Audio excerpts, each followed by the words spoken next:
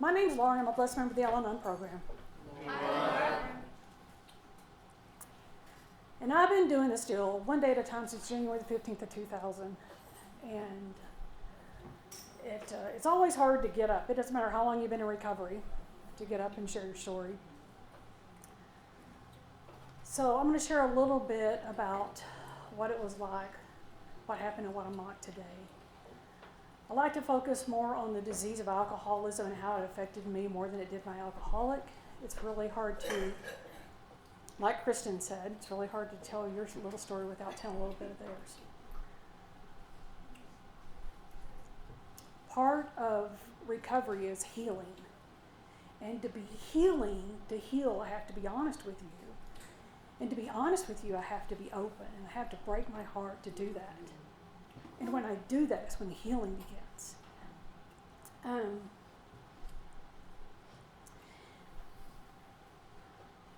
I don't know about you, but I'm forever grateful, and I'm extremely blessed, and to be a member of the Al-Anon family group. And I can't thank those people enough, and even people here that I got to meet, and I got to meet Kristen just a while ago, and just the fun stuff that we learn in recovery.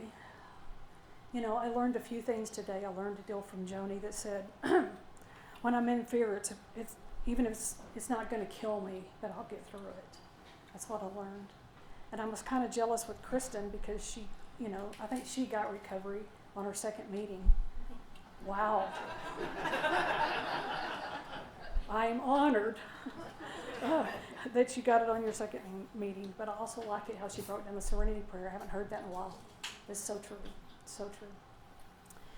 And when Blake was talking, he talked, you got to see raw emotion in that being an uncle. But I didn't know that something came below cocaine. That was a new thing for me. What was it, meth? I thought that was interesting.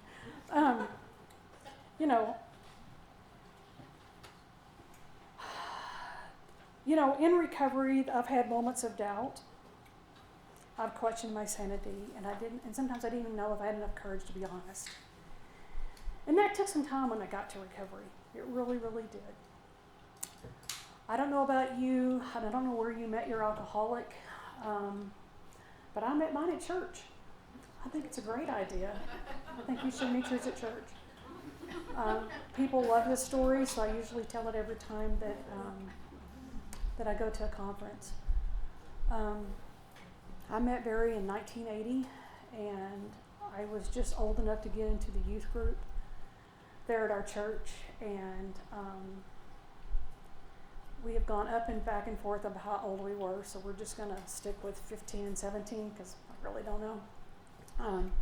I just know that I was old enough to get in the youth group. I'm trying to figure out how to be a youth kid.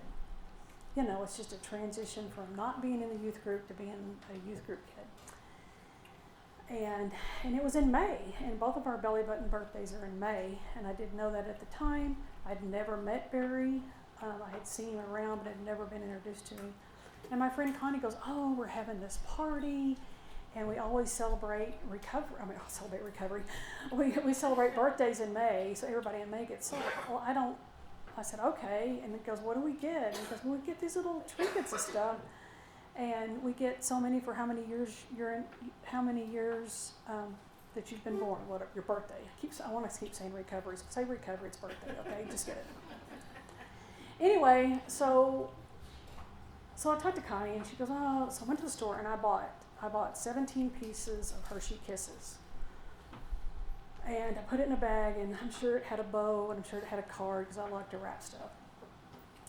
Little did I know they were selling everybody's birthday, so my belly button birthday always in May, so it got me 15 pieces of stuff too. All I can tell you is Barry went first. He got to open all his little trinkets, and he got like 15 tacks or 17 tacks or 17 clothespins or 17 washers or 17 Oreo cookies. And I thought those were all kind of weird, because I don't know what I'm getting myself into, but I can tell you when it came my time to open mine, I don't remember any of them, of the ones I opened, but I do remember the one that Barry gave me. I got 15 pieces of Purina dog chow. I don't know, was that love at first sight? I don't think so. But it's a moment of clarity that, Kristen talked about fun, love, and fall by. So, Barry's that guy. He is funny and he's caring. But the biggest thing is he's life. He brings life to our home. He brings laughter to our home. He probably laughs more than I do. He thinks a lot of things are funny that I don't think are funny. I hear the Al-Anons laughing. There's just a lot of different things. He was just telling a story just a while ago. When we got here, we met Kenna. Some of y'all may know her. We met her, I don't know, about a year ago, and it hadn't been a year, but whatever. Anyway, she took us out to this, she said, hey, meet us at this barbecue place, and we got through, and we were going through the line, we ordered, and I'm filling up my Coke, and Barry goes, well, don't you want a beer? And I'm like, no. He goes, well, they're free. You don't want a beer? And you can pick up a free beer. And I'm like, no. And I'm sure he's been thinking about it all the time, like, you could get a free beer. I don't think how long you've been sober. You're just like, it's a free beer. Anyway, so,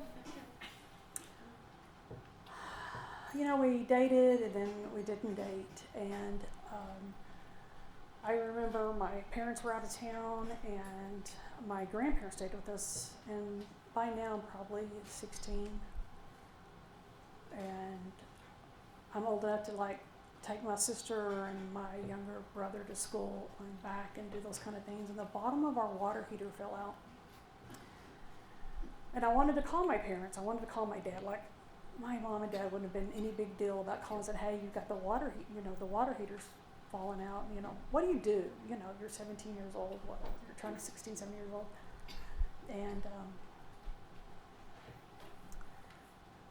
And I said, well, I'll just call Carolyn. And at that point in time, Barry had was working for my dad as an electrician. And the next thing I know, the doorbell rings. Carolyn goes, I'll send somebody over with a shop vac. And I open the door and there's Barry, and we're not dating. So I'm like, what are you doing here? And so I reach out to take the shop vac. And he goes, no, I'm going to come in and help you.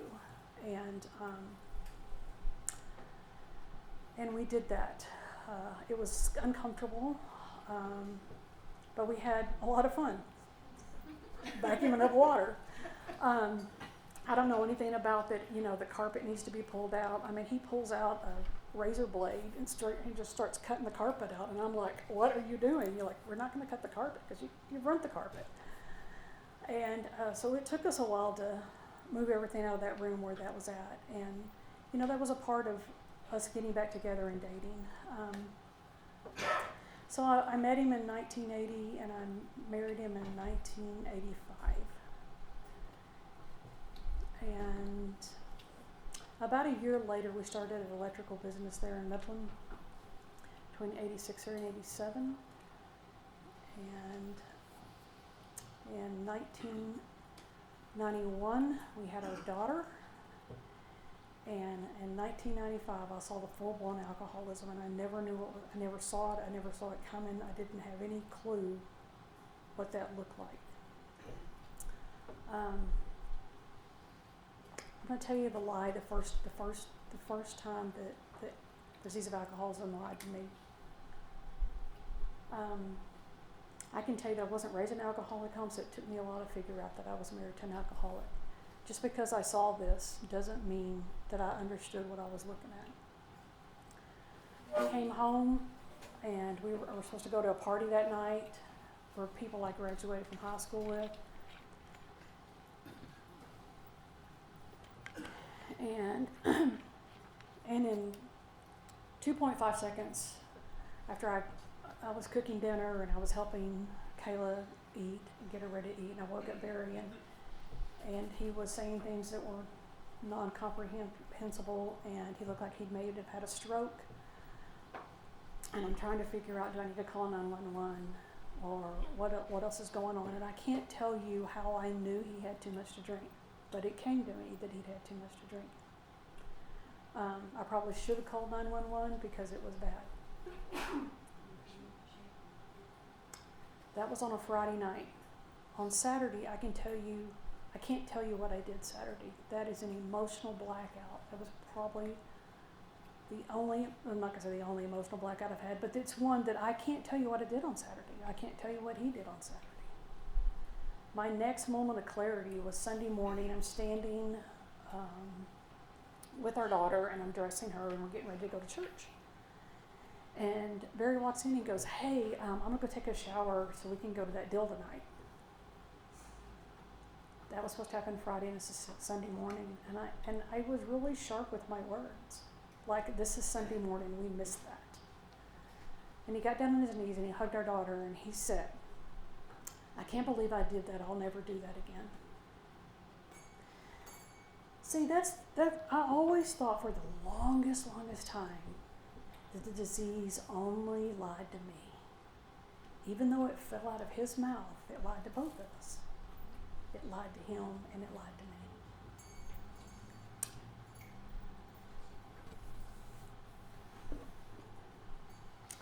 My delusional thinking for the longest time before I got into recovery was, if you're okay, I'm okay. And I tried to do that day after day after day, living in active alcoholism. There were days that he was okay and I was okay, but those are few and far between. My delusional thinking was, if you could quit drinking, you can just quit drinking. That didn't happen either. And there came a time in our recovery, a time before recovery, that he found AA somehow. I don't really remember how. I guess he went and saw a counselor, and he passed that 20-question test in about 3.2 seconds. Apparently he said yes to a lot of those questions. I didn't know anything about Al-Anon, didn't know anything about AA. And I know I went to meetings. My very first meeting, I went downtown. And it was a meeting that's no longer active anymore. But I walked into that meeting, and the sponsor I have today was sitting in that meeting, and I worked with her. So I left work to go to that meeting on Tuesday, and I've been working with her a while. And I walk in and go, "Oh, it's over." Like, I work with this lady. Like, oh my goodness, I can't believe this. And, when I first started telling my story many years ago, I used to say, well, I probably went to like 12 meetings in a year. And she pulled me aside and she goes, "I don't think you went to that many." So I just always try to say, I went to less than 12 meetings in a year. I don't really know if I went to 4 or 5, but I went very sporadically. And, a lunch meeting is kind of hard because, they can't really stick around and you got to get back to work. Everybody in that room would come back to work. And I didn't like the meetings. And what I know today is that when I got there, I liked sitting in the meeting and I liked hearing, but I didn't know how to apply it. I didn't hear about, maybe you need to get a sponsor, or maybe you need to work steps. None of it had happened in that meeting. It was basically a topic meeting, so they read on the topic. And in one way I couldn't relate because it just wasn't something I wanted to do. I didn't want to let go and let God. I didn't want to tell you that my life was unmanageable. I didn't want to look at me and, let's just fix who this guy is that I'm married to. And in 97, in 96, he wanted to go to treatment. And he came in and he goes, "I need some help, I need to go to treatment." And a good Al-Anon gets on the phone, starts making phone calls, goes to that phone book. They used to have phone books. Some of y'all are young enough, y'all haven't seen one of those. Go through a phone book, and I found a treatment center, and I had a meltdown when he walked in and goes, "Laura, I can't find any alcohol in the home, and we need to go to the liquor store." things are bad in my home when that's happening, and I lose my ever-loving mind. Like, here I am trying to get you into treatment. You want more alcohol? Little did I know his withdrawals are really, really bad. And about 45 minutes later, we had him at the place, and they walked in, and they said, "You don't look good. You sit down and let me take your blood pressure." And they go, "You two come with me." And so they shuffle us back to this room. I took his blood pressure again, and they handed him a handful of pills. And I'm like, okay, whatever. He goes, "Take these immediately. Like, you're dying. You're dying if you don't take these medications." And that really wasn't a moment of clarity of how sick he was. I didn't understand that. I didn't understand the withdrawals. I didn't understand the pain that he was in. I didn't understand any of that. All I knew is I was living with somebody that I loved dearly, but I could not control and manage, or couldn't fix.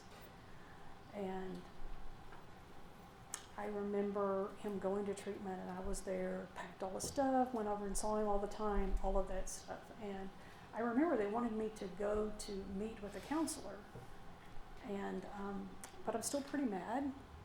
And I sat with the counselor, and they asked me how I was affected by his drinking, and I kind of went on some kind of tangent, have no idea what I said. And he goes, "Well, would you be willing to go to an Al-Anon meeting?" I said, "I've been to those meetings. Like, I don't want to go back. You know, they don't. What do they know? They just talk about, they talk about hope, or, letting go, and stuff like that." And I had my arms crossed, my legs out, and I just didn't want to be there. Like, I'm still mad, and all I can tell you is the next year the alcoholism was worse. And a year later, in '97, I'd gotten a phone call from Barry. This is where I had to kind of get out of my denial. This is my denial moment, also my moment of clarity. I got a call from Barry. I'm at work. Now, back in the days, in these days, 97, I'm not really sure. I don't remember having a cell phone at this time. I'm almost positive I didn't. And he called me. So he has to call the receptionist. The receptionist has to call me and say, "Hey, Barry's on the phone." That's how this happens. He makes 3 phone calls to me. The first one says, "Hey, Laura, this is Barry." I don't know why he introduced himself to me, but he did.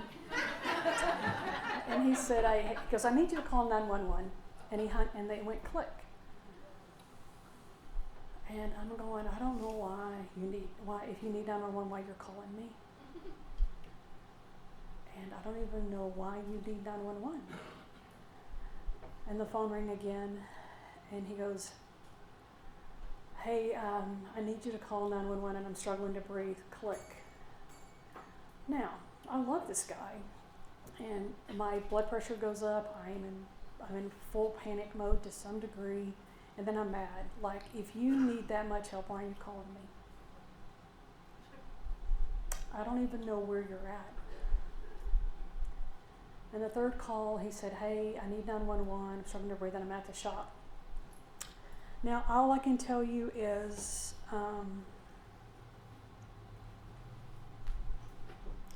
I didn't call 911 because I didn't have any idea what the address was to the shop. And I knew how to get out there, but there was no way for me to tell them how to get out there. And in one way I didn't, in another way, the second reason was I didn't believe him. I didn't believe he'd need 911. I didn't believe that he was struggling to breathe, and I really didn't believe that he was at the shop because the lies and all of those things had happened. So I called Mark. Mark was a friend of ours that Barry and them had the shop together, and I said, "Hey," and let me explain who Mark and Gina are. We go to church with these people. These are our last friends. This is our last set of friends, right? We're in the height of alcoholism. This is our last set of friends. And I said, "This is what has happened. Barry's called me." I said, "Are you at the shop?" And he said, "No, I'll meet you there." So I got in the car and I drove like a mad woman out to the shop, and I get there before Mark does. And this is part of my denial. I walk up and I walk past a truck that's running. It has tamales in the seat and it has Crown Royal on the console. Okay? I walk up to the shop door, it's open, like it normally is if they're there, and I panic. I'm by myself, it's probably taken me 15, 20 minutes to drive over there, and I'm thinking, if this is true, if he really needs help, he's probably dead. So I take a deep breath and go, if you find him dead, just back up, just back up. And what I found was true. He needed 911, he was struggling to breathe, he was at the shop, it's true. The convulsions that were happening in front of me, I panicked. I couldn't touch him. I couldn't believe this is what the disease of alcoholism took us to this place where it's it's very scary. It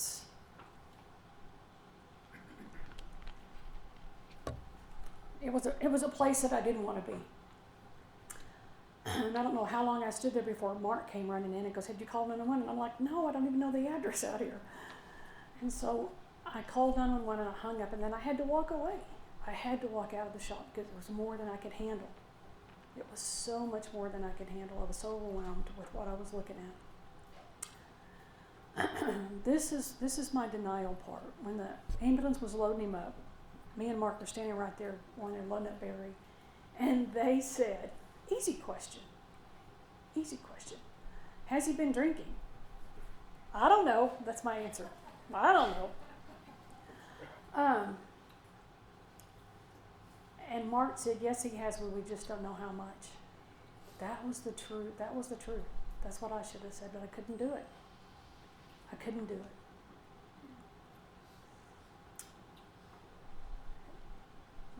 When we got to the hospital, I don't know how long that was. That's a memory I can't really remember. All I just remember is I finally said, I really think he has, the doctor walked in and said, I really think he has a drinking problem.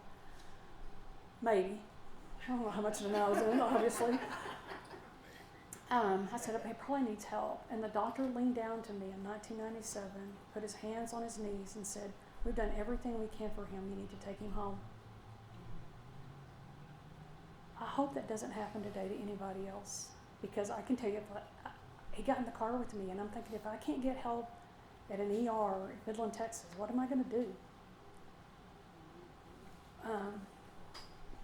I can't tell you when all that when that happened, and all I can tell you, the drinking was worse, and there were days that he wouldn't come home, and that's when I started going to meetings a little bit here and there, and all I can tell you is my moment of clarity was I went to a meeting, and they talked about letting it go, and I thought, man, I don't know. I don't know what I want to do about how do I let that go? And I thought, just practice letting it go. Don't focus on what's going on. Just practice letting it go. I don't have a sponsor. I haven't worked the steps. Okay, so let's think about this, where I'm at.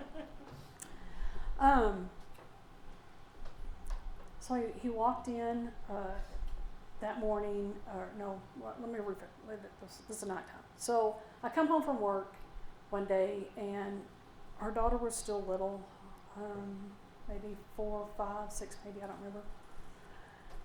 And 6 o'clock at night, and I go to our bedroom, and he is asleep, or he's laying there. I don't know how asleep he was. And I plop Kayla on the bed to change her shirt because she got something on it at daycare. And he goes, "What are you doing?" I goes, "Well, I need to change her shirt. She got something on it."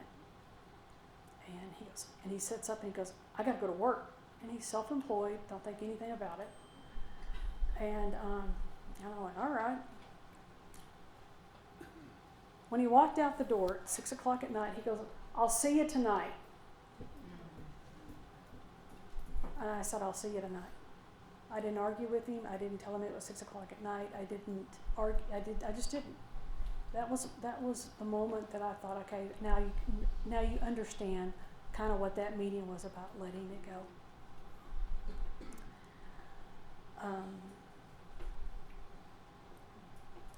So that's the height of alcoholism in my home. When I got a call from Mark we hadn't seen Barry in a day or so, and I remember going home and just praying, going, I don't know where, if we need to find him, we need to find him. We couldn't find him. And we looked for him one night, me and Mark and Gina. And I said, well, if you find him, just give me a call. I said, you'll probably find him dead. And Mark called me the next morning, goes, I found him, he's alive. Said it really quick. And then Mark said he wants to go to treatment, and I said, I don't care where he wants to go. I'm not taking him to treatment. I'm not paying for it. I'm not, I was just furious, and I'm not going to do that. He goes, oh, I'm going to take him. I'm just letting you know that's where he wants to go. And so that's how he got sober. He had Mark take him to treatment.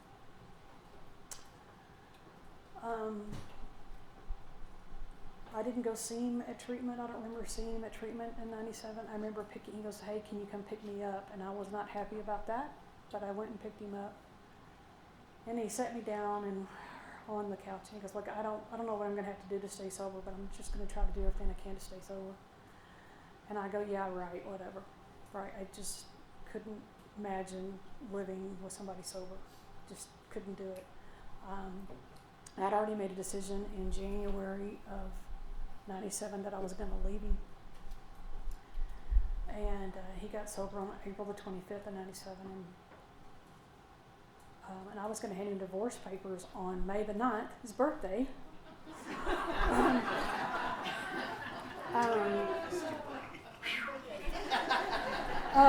Barry said, well,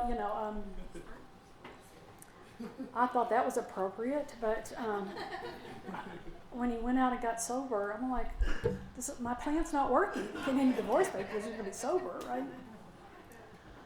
He always says he could have drank 2 more weeks. Yeah, you need an alcoholic like mine. They're free entertainment.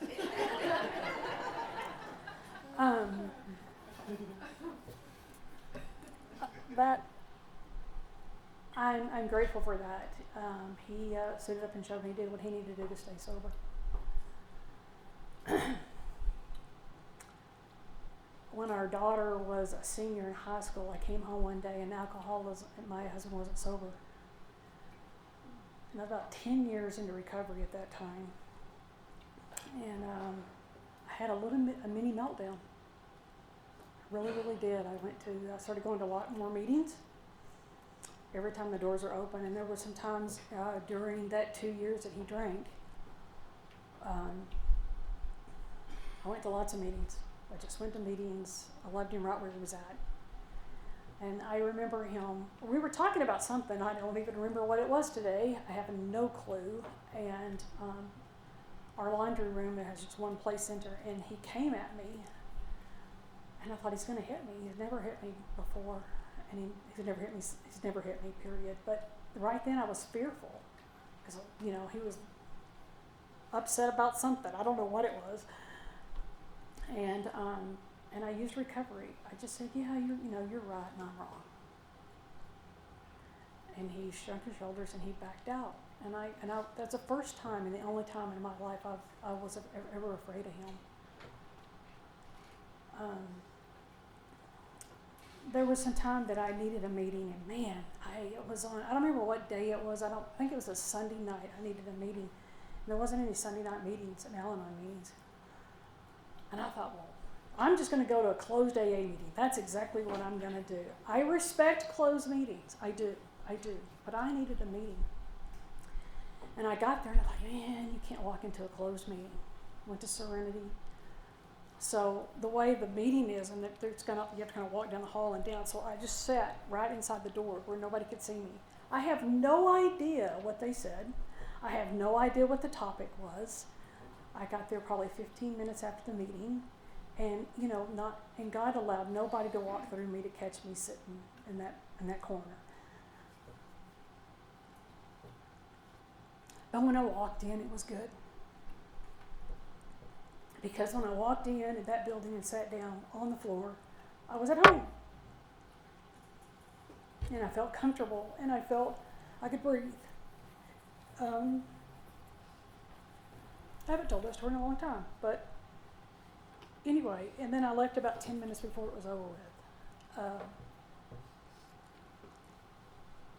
So that's the only closed meeting that I went to, even though I didn't get caught.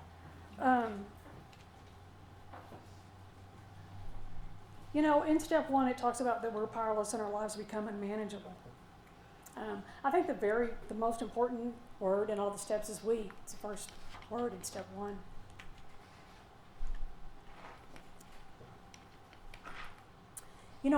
My first meeting, I walked in as an I, and now I never walk into a meeting as an I anymore. I always walk into a meeting as a we. Admitting that my life was unmanageable was pretty easy when I did this step 1. Anything I try to control, manage, or change, that's none of my business to control, manage, or change, my life becomes unmanageable. That's it.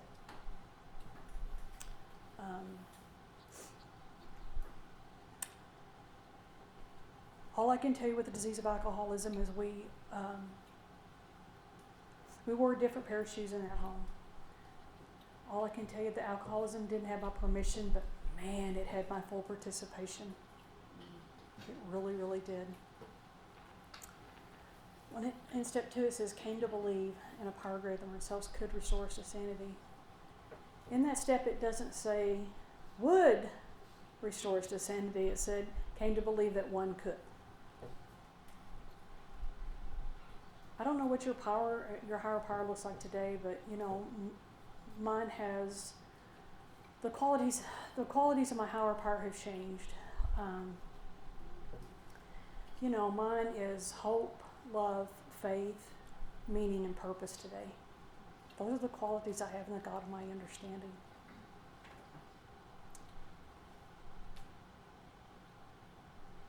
Those are the ones I live by. Those are the ones that keep me putting one foot in front of the other, going to meetings.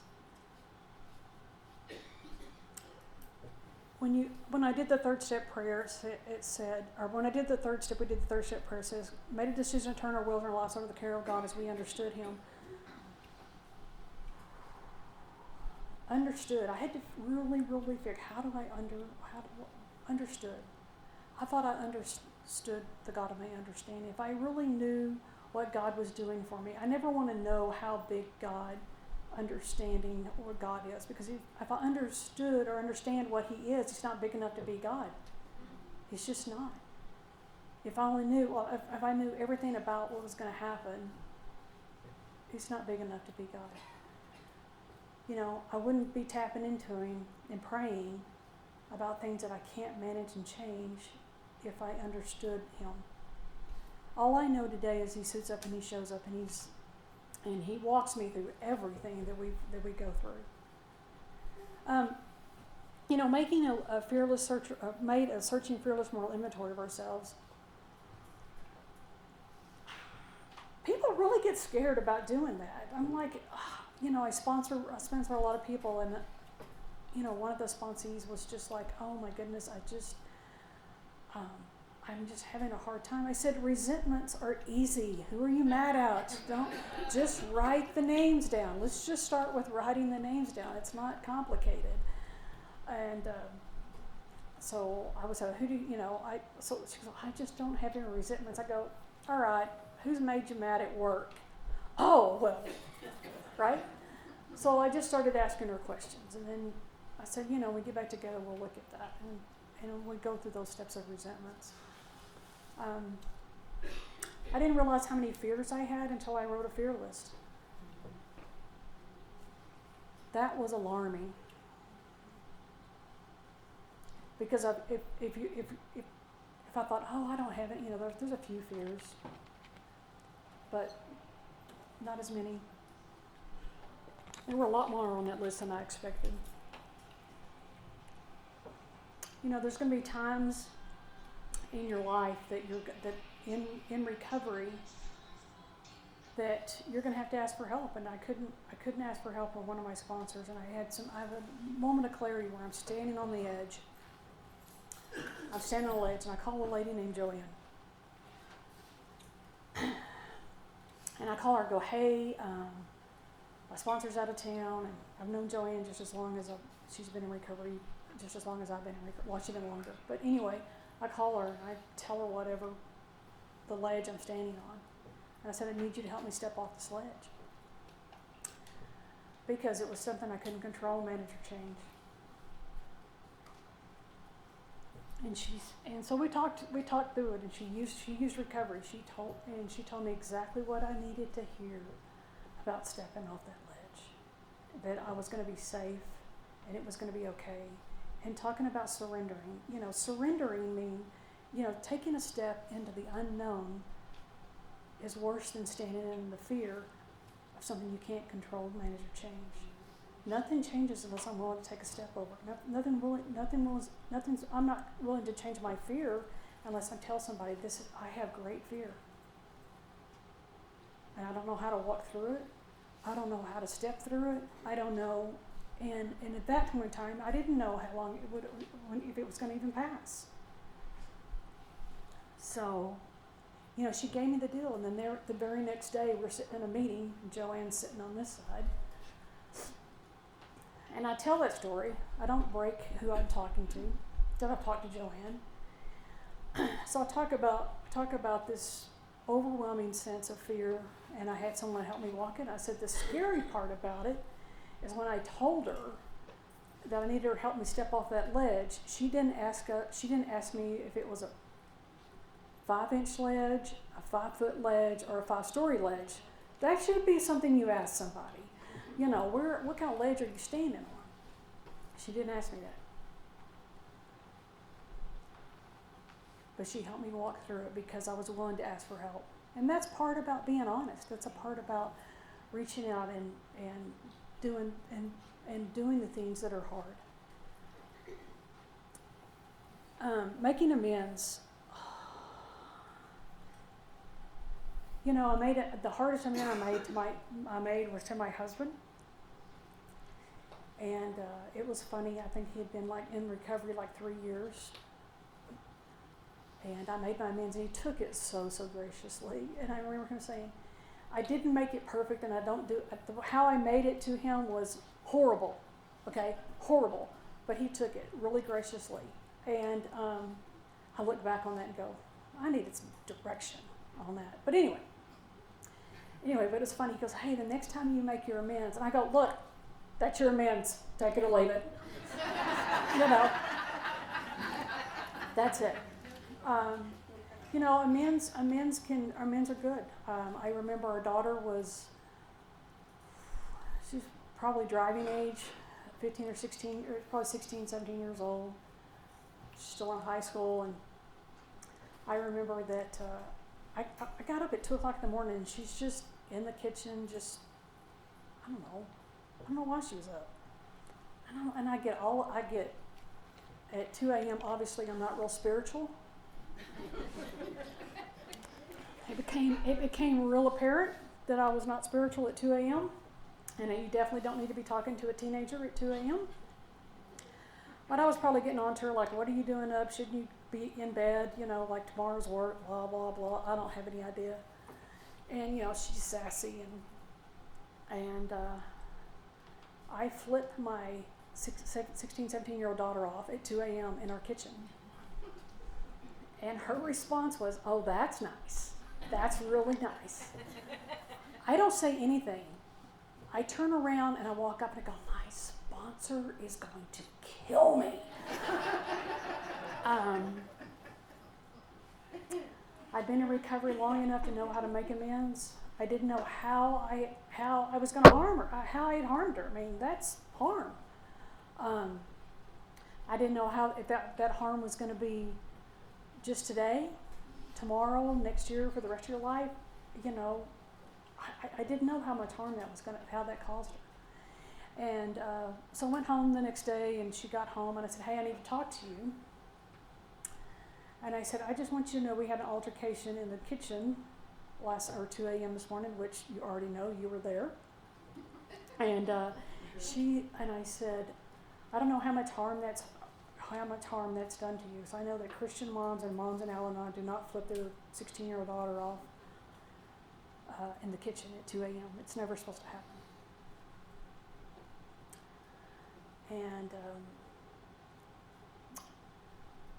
And I'm afraid I've harmed you.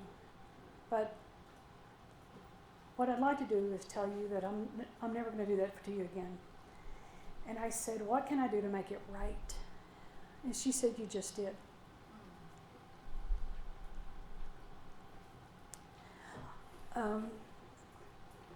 She heard me speak at a conference, I don't know, maybe 3 or 4 years later.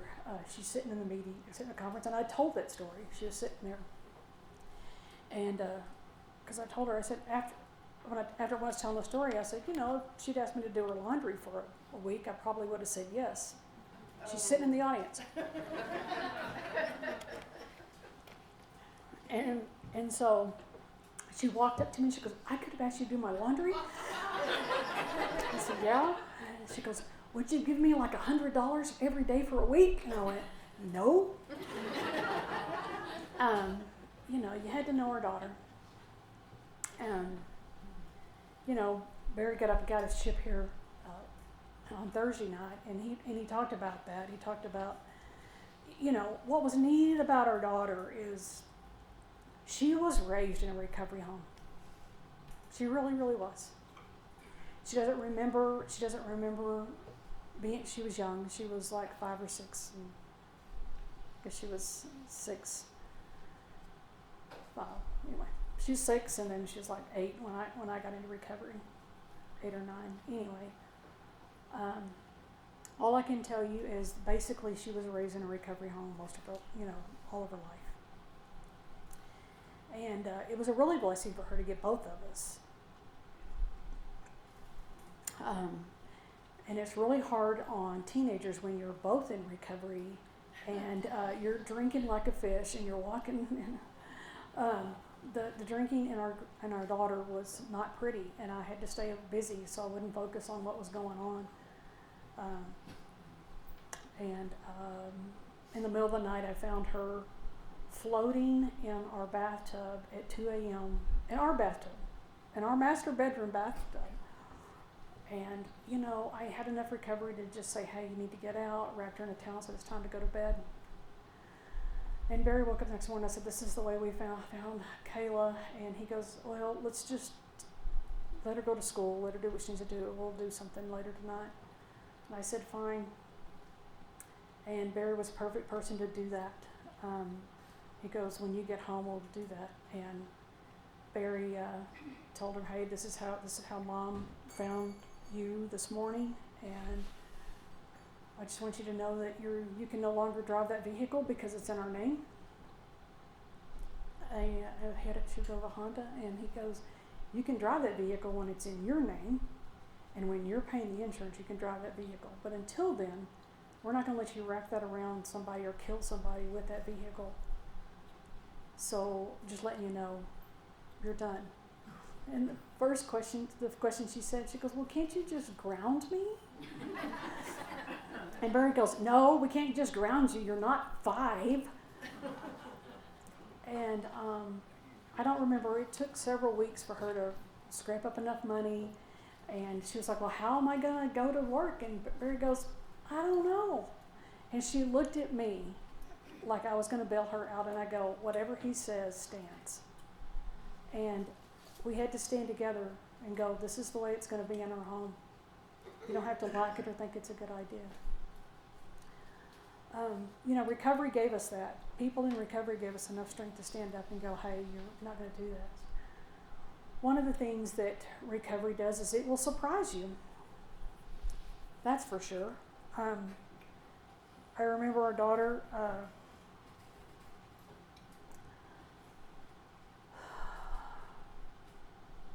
I kept praying for our daughter, like, give her a reason to stop drinking. I mean, I think I prayed that for the longest time. Just give her a reason to stop drinking, give her a reason to stop drinking. And I don't know, about a month later, her and her boyfriend walked in and she says, I'm pregnant.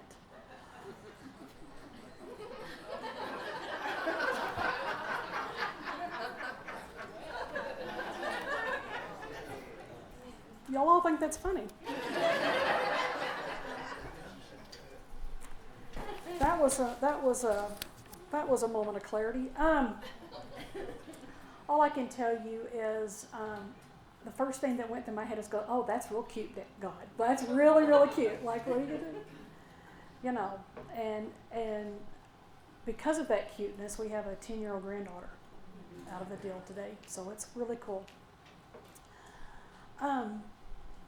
After we make amends and we, doing the constant contact with the God of our understanding is looking at our day, going through 10 and looking at that.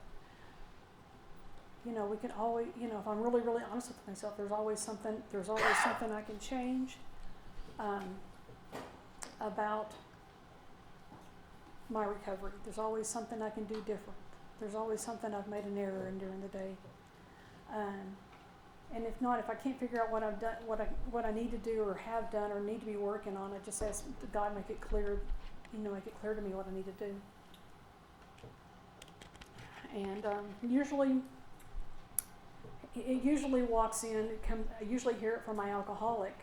I don't want him to hear that today, but he's here, so he gets to hear that. Usually he comes in and he says something that's really has nothing to do with me or anything going on. We start talking about recovery, and then he talks about a solution, and then I'm like, that's what I need to work on. Just a moment of clarity on things.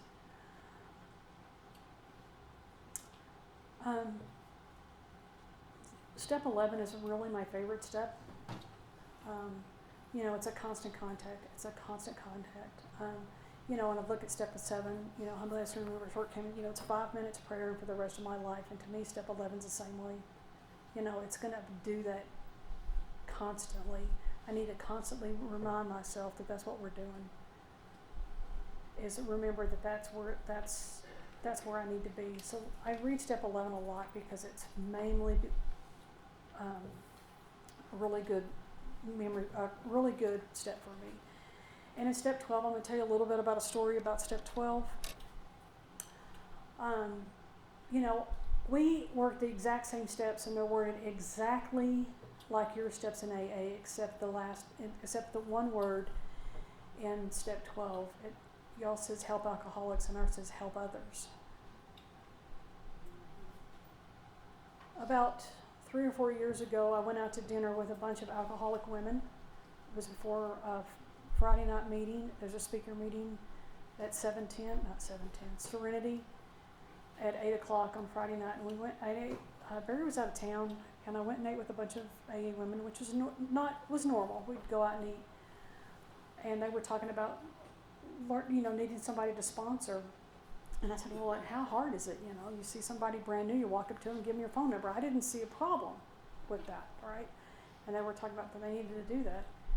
And it was funny, we went in the meeting and this lady stood up, and brand new lady.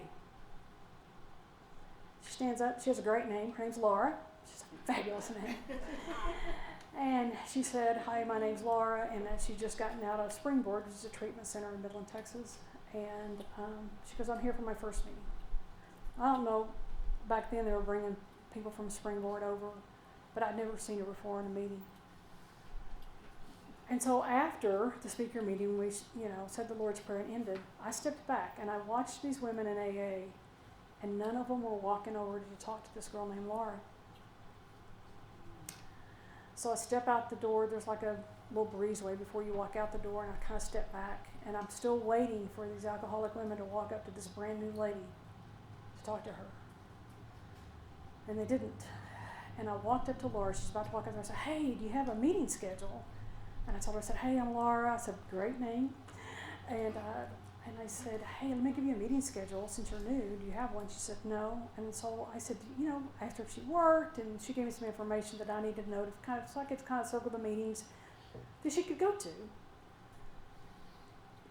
And all I can tell you is I told her about the meetings, and I told her which one was smoking, and I told her, I said, my husband goes to these meetings. If you want to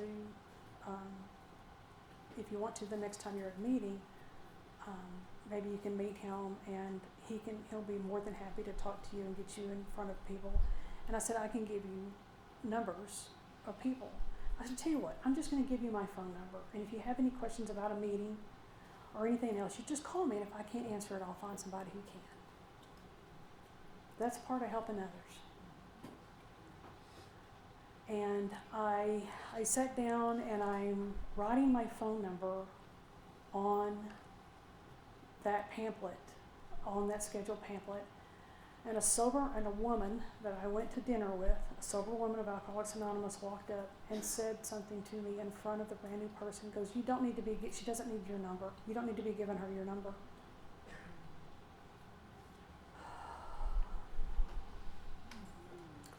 All I can tell you is I took a deep breath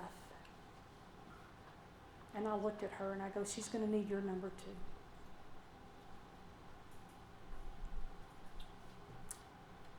This is how God works in my life. I didn't see Laura. I never saw her again.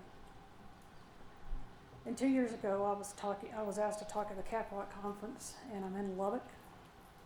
And we walk into the conference, and Barry goes, I'm going to go to the hospitality room. And I said, I'm going to go find out who's sponsoring me or who's my host and get checked in. And I'm running to Greg and Lynn, they're the tapers, and talking to them. And I walk back over there, and he comes and goes, hey, there's a lady that knows you, wants to come talk to you. And I said, okay. And a few minutes later, all I can tell you is, that girl named Laura, I saw her. Sober, happy, joyous, and free, living in Lubbock, Texas. What are the chances, guys? That's God. That's God. Got her phone number today. We text back and forth. She's wonderful. You know,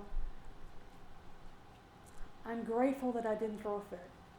I'm grateful I didn't yell at that girl and go, what do you think you're doing? Y'all had every opportunity to reach out and touch her, talk to her. You know, I know that it's really, I've never sponsored an AA person. I probably never will because I don't understand that disease of alcoholism on that level. But what I do know is reaching out and helping one person help another. Just give them your phone number. Just reach out. Don't be afraid to give them your phone number. Because if you don't know the answer, it's okay to say, I don't know. But I'll find out somebody who does. That's what recovery does for us. I'm a big book. I love the Big Book of Alcoholics Anonymous, and it really, it's my favorite book. It's not conference approved in Al-Anon. I know, you don't have to tell me. Neither is AA 12 and 12. But those two books really saved my life. And when I first started reading them, on page 2, Bill says, even though my drinking wasn't continuous, it disturbed my life. Check mark.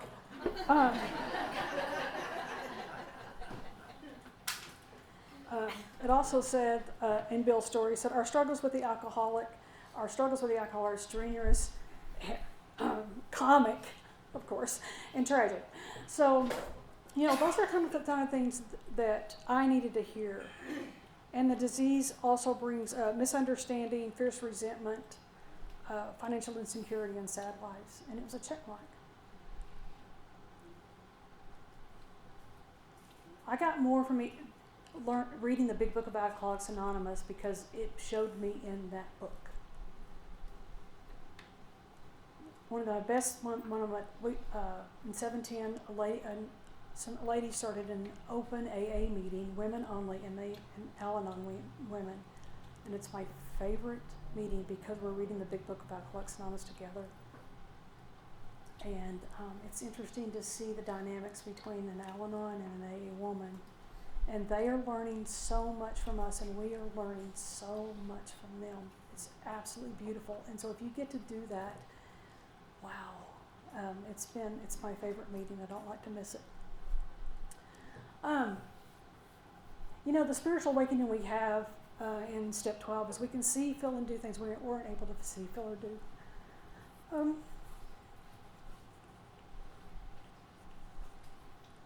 I've waited to do this at the last of the talk because it's going to be the hardest.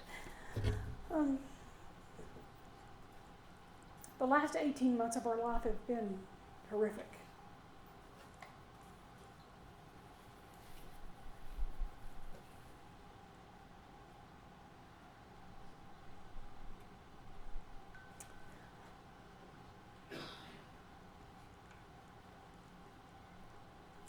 And January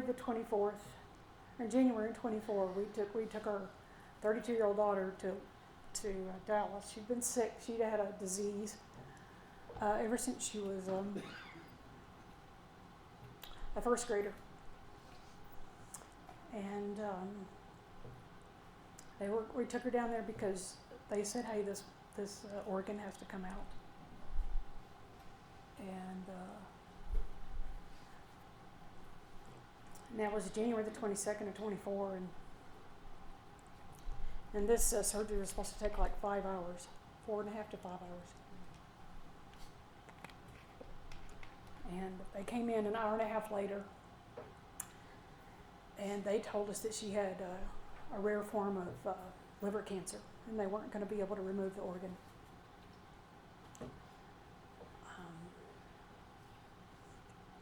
And we had been, in November of 23 through January, we had been back and forth from Dallas several times because they knew, hey, we're going to have to remove the organ, but we got to run this test and we got to run that test. And they ran all these kind of tests. And when he came in and told us that she had cancer, I said, no. I said, no, she doesn't, because you told me all the tests showed that she didn't have cancer.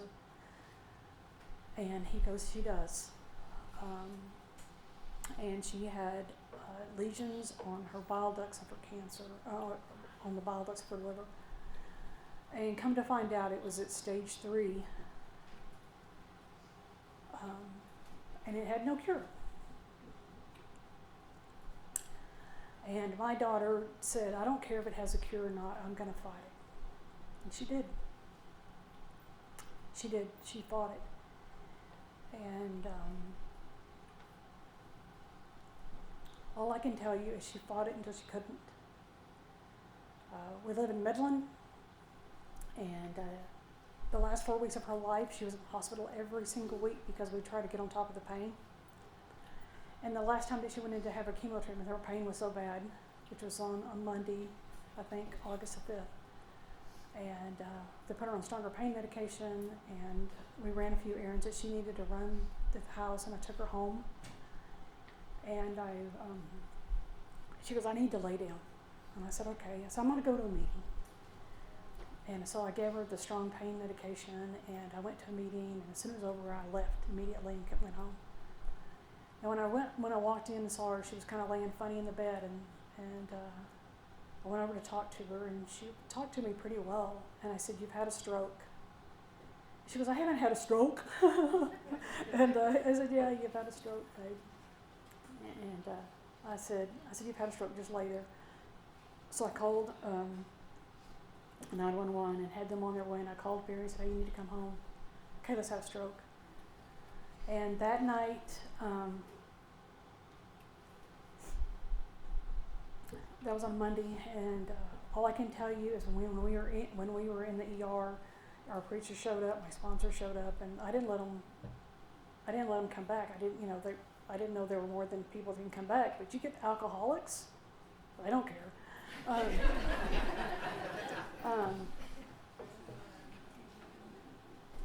Jesse and Walia that are here right now, they came in to talk to me. So it touches me that y'all are here. But our only friend, Gina and Mark, Gina came up, she got through. It's like, we're still our friends, she got through. And next thing I know, Jesse and Walia were with us, Barry and Kayla. And we had to airlift her to Lubbock. And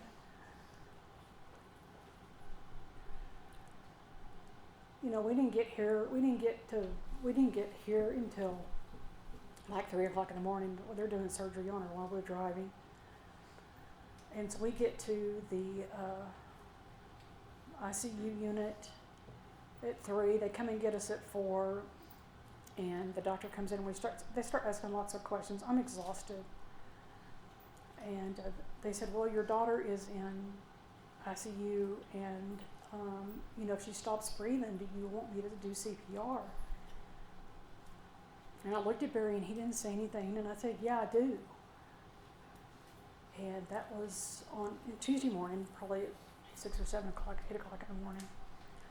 And then all day we had doctors in and out. So there was a chair and a couch, and we'd sleep, and then the other doctors would come in and talk to her. And when we walked in, she was moving the left side of her arm and her leg, and so we knew that the surgery had done what it needed to do. But she was very, very weak. And they brought therapists in, and all day Tuesday, and we were exhausted. And I told Kayla, I said, hey, we're gonna go spend the night in a hotel, and we'll come back in the morning. So if you need them, just have them call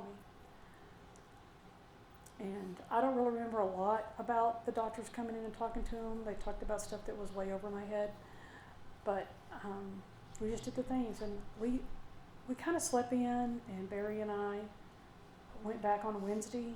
By now it's Wednesday morning, and we walk in, and a set of doctors that had come in. As soon as they were walking out, they had talked to Kayla, our daughter, and they were walking out. And I kind of walked in. She goes, I tried to find my phone. I said, I took your phone. I said, you should have them call me. She goes, well, that's okay. You're here now. And the doctor looked at me, and he goes, she has chosen palliative care, hospice. And I went, okay. And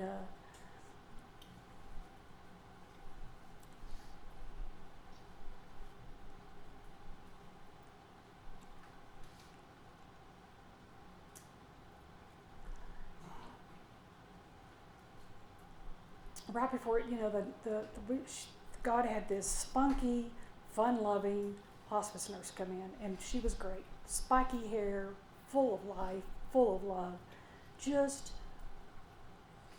Kayla absolutely loved her. She was just wonderful.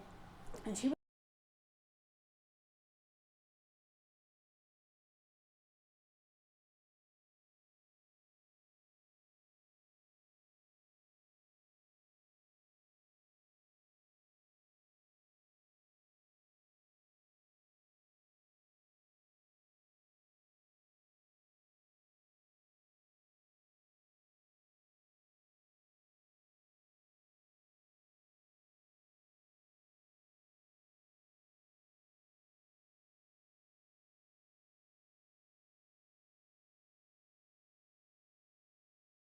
was wonderful for our heart too. She's just spunky. And she walked everything with Kayla, and she goes, your parents can sign this. And she goes, no, I'll sign it. And before she signed the paper, she didn't ask me, but she asked Barry, hey, Dad, if you were where I was, would you sign these papers? And I don't remember exactly what he told her, but basically he gave her permission. Hey, yeah, I would sign the papers. You fought. Man, you have fought. You have fought. You have fought. And she signed him. Like I said, by then, right at that point in time, she had a 9-year-old daughter. And one of Kayla's friends came up, Aaron came up and goes, hey, you need to get Madison up here. And on Thursday. And Kayla never married John, Madison's dad. And so I had my friend Kelly. So Kelly said, you need anything from Midland, you just let me know. And I said, I need you to go by and pick up Madison and bring her to Lubbock. And Kelly had Madison in Lubbock at 10 a.m. on Thursday. Anyway, Madison's dad had broken it to Madison that Kayla wasn't going to live, and this was like 3 or 4 months. Right about the time that Kayla was starting chemotherapy and immunotherapy, and Kayla lost her ever-loving mind. She goes, I need to be able to tell her if I'm not going to make it. So they got together, and I wasn't there, so I don't know what happened, but Kayla said, hey, if she told me, she goes, I told Madison I would tell her if I wasn't going to make it. And I knew on Thursday, on Wednesday she signed those papers, on Thursday I knew that she wasn't going to be able to tell Madison that she wasn't going to make it, because they had her pretty comfortable. And so I thought, okay, we'll tell her Thursday night. So we wore her out, like took her swimming, and we did all kinds of things. So I want her tired, because it's going to be a blow to her to tell her. And she was so tired on Thursday night we weren't able to tell her. And on Friday morning, Barry and I and Madison are in the bathroom. She's sitting on on the tub there, and we were kind of talking to her a little bit, and I said, I need to tell you something. I couldn't do it. And she looked at me and she looked at Barry, and Barry goes, do you want Lala to tell you? That's what she calls me, Lala. And she calls Barry Daddy Paul, or do you want me to tell you? And she pointed to Barry. And he was a perfect person to tell her that Kayla wasn't going to make it.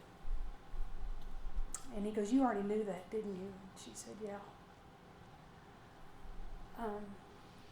And so I got on my knees and I told her, I said, your mom promised you that she would tell you that she was not going to make it. I said, but she's in too much pain right now and they have her on heavy medication, as much as you can tell a 9-year-old. And I said, but, it's going to, I'm just letting you know, Daddy Paul and I will be here no matter what. And I said, we have no idea how long this is going to take or whatever, I told her. And before Madison got down there, we met with a grief counselor for children. And we told them that we were in recovery. We told them how long we'd been in recovery. We told them we had a God of our understanding. I said, but we just weren't really sure how to do this with Madison. We had to do this a day at a time. So unfortunately, we told her Friday morning, and at 7 o'clock Friday night, she was gone. All I can tell you, there were people in AA in that room with us when she died, in our family. There was, 18 maybe. People showed up, and Barry got to go to meetings here in Lubbock. He stood up one day and he goes, I got a guy coming to pick me up, and he's going to take me to a meeting. All right. And y'all were here for us when we needed you.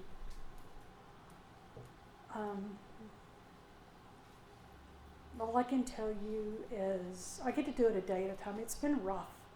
It's been more rough watching our granddaughter, not, you asking her, do you miss your mom? And I went to a therapist, and I saw her 3 times. I went to see her just to help me help my granddaughter. And I said, I asked her if she's sad. She goes, why would you ask a question like she's sad? You already know the answer to that. Ask a question that you don't know. And so I asked Madison, I said, what's your favorite thing you did with your mom? And she told me what her favorite thing is. They do coloring and they post them on Instagram. And I said, okay. And so I still haven't figured all that out yet, but she likes to color with her mom. And so those are some of the things that I do. I just asked her, when Mother's Day came around, I said, it's okay, just because your mom's not here doesn't mean you can't write her a letter. Just because your mom's not here, we can get a little box and you can put all this stuff into her. And I said, she'll be able to read them from heaven. And she just kind of shrugs. She shrugs a lot because she can't really process the feeling. I can tell you that I didn't know what grief was at all. Our daughter died on August the 9th. And I can tell you my worst grief day was about 2 weeks ago. Probably been a little longer than that, but it was right before we filed the tax returns, and I had to file her tax return and her state return, and I had to file something else for a 401 that she had. But I couldn't file her tax return online like we had because I had to add the death certificate and other things to it. And so I went to the post office to mail up all those things there, get them certified term receipt, all that stuff. And as soon as I walked out of the post office, I got really teary for some reason. It was just caught me off guard. I'm like, hey, this is something you've got to do. And, what recovery tells us is what would you normally be doing if this wasn't going on? And I was already at work, and so I went back to work. And the next morning at 4 a.m., I woke up in such emotional pain I've never felt before, ever or since. And I couldn't stop crying, and Barry walked in. I goes, you ever been in so much emotional pain you can't see straight? And he said, yes. And he hugged me, and he told me how much he loved me. And he goes, call your people. Call your people. And I texted this lady named Ruth, and I said, what time? It's 7:30. She's retired. 7:30 in the morning. I said, what time can I call you? And she texted back about an hour and a half later. Says noon. And she reminds me of my grandmother Norma. She's just that kind, quiet, demeanor, just knows exactly what to say to people. And I called her and I cried the whole time I was talking to her. I got in my car, I drove about 2 blocks away and pulled over and talked to her for an hour. And she goes, every time you do something that's permanent or it's the end, like filing that tax return, that's a last tax return you're going to have to file for her, it's going to remind you one more time that she's gone. And she goes, that's where that's coming from. And she said, it's going to happen again, and you may be caught off guard. Her husband was killed in a car accident over 30 years ago. And she said, our anniversary was like 2 weeks ago, and I came to and I had that same emotional pain you're talking about. And it's been over 30 years and I didn't see it coming. She goes, we would have been married 52 years if he had lived. So all I can tell you is I've got hands to hold, I've got people to call, and I don't have to do this alone. We have not done it alone. We have a great church family. I have a great recovery family. I've met unfortunately, I went and I'm learning how to play mahjong, and I went over, got invited to go to this lady's house. I'd met this lady once, and me and my sponsor, she said, hey, we need to play, you want to play? My sponsors got me started on this game. And so we went over to Sandra's house, and I walked in and I go, oh yeah, I remember meeting her. And then she invited a lady named Marcia over. And Marcia goes, hey, Sandra told me that she'd lost her daughter. I said, yeah, I did in August. I said, it hadn't been a year yet. And she said, well, she goes, you've joined a club. She goes, I lost my daughter. She goes, you've now joined a club you don't want to be a part of. I go, you got that right. You got that right. So I've met 4, since that's happened, I've met 4, these are not people in recovery, just people that I've met that have lost a child. And they've been the biggest blessings in my life because they keep reminding me it's gonna suck. It may suck a lot, but I know in recovery I'm gonna be okay. I'm gonna be okay. I just got to be honest with you what's going on in my life. I just have to be saying, hey, this is what really hurts. I don't know how many, I look around the room and I don't know very many of you, and I don't know how long y'all been in recovery, and some of you may be sitting here and go, I don't even want to be here. My sponsor made me come. Some of you are in a bad spot and don't know how to get out of it. Some of you aren't willing to work the steps. Maybe some of you aren't willing to get a sponsor. All I can tell you, if you're willing to work the steps, get a sponsor, put this in order, get a sponsor, and find somebody you can trust. Find somebody that has long-term recovery, somebody you can trust. What I'm going to tell you is what I know about the steps, no matter how many times I work them, I can tell you what the steps don't know. Every time I work them, they don't know how long I've been in recovery. They don't know how many times I've worked the steps. They don't even know why I'm working the steps. The steps just work. I find a suitable solution for living in the steps. Doesn't matter what it is. 9 times out of 10, if I'm upset with you, I need to run that through the 4-step pretty quick. I need to figure out, what's affected my self-esteem, ambition, personal relations, pocketbook, sex, ego. What is it? I got to figure out why I'm struggling with that. That's why the steps work, because we learn different ways to apply them to our lives. And I'm so grateful to be here. It has been an honor and a huge privilege to be asked, and I don't take that honor or privilege lightly. Thank you so much.